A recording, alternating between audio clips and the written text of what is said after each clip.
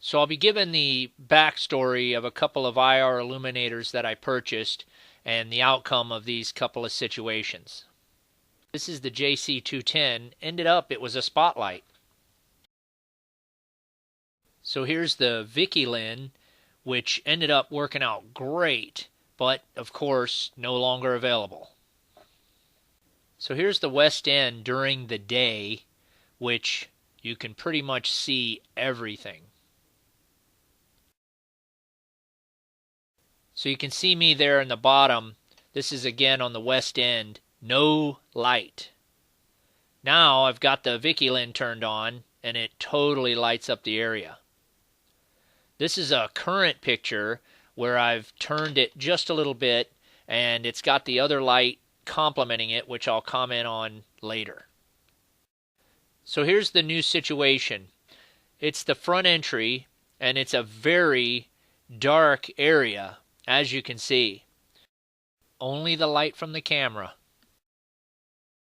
So once I was able to position the VIKYLIN and spread the light out a little bit, it totally lights up the area. And keep in mind that you cannot see this light. It's just got a faint red glow.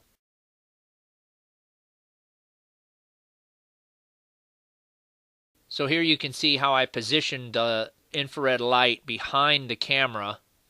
Here's just a little bit different angle, and it worked out very well. So this is the current configuration of the light on the west end, and you can see here the light on the north side complementing the light on the west side. You can see I moved it to the left just a little bit from my original configuration to get this area out here. These lights over here are coming from my neighbor's house, but you can see how they complement each other. So here we are on the north side. You can see it totally lights up this front entry, all the light reflecting off of these stairs here, and you can see the corner of the house here, and you can see this other light shining in that again is complementing this light. So they both are working together here. Definitely made a huge difference. So I finally found an application for that JC210 spotlight, and it was out here. I've got this little squirrel bird feeder, and it was turned over one night, so I figured I'd put that spotlight out there. So we're back to the night scene. You can just see it right here is where that little squirrel bird station is, and I think if something was to go over there, we'd see it.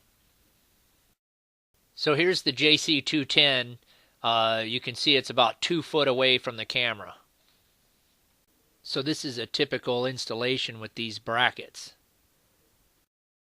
Also, they don't have switches, but they have photocells that turn them on at night and off during the day. And most come with a receptacle that will connect to your existing security camera cable. Okay, so hopefully this will make sense. I have my connection here. I've got my power and my video of my existing camera hookup. Let's say it's already installed. Mine is 2 stories in the air. And I purchased a splitter, which as you can see is very short. And I also purchased a splitter that was a splitter and extension all in one unit. Okay, so when I'm going to split the power, I'm basically have a camera and I have my power. So I'm now splitting the power. One goes to my camera and one goes to my light. So if I need to put an extension on my light or an extension to have my light at a distance, it doesn't need to be in the splitter, because even when I put this splitter on, I have to connect this to my power and this to my splitter, so my splitter is still only this long.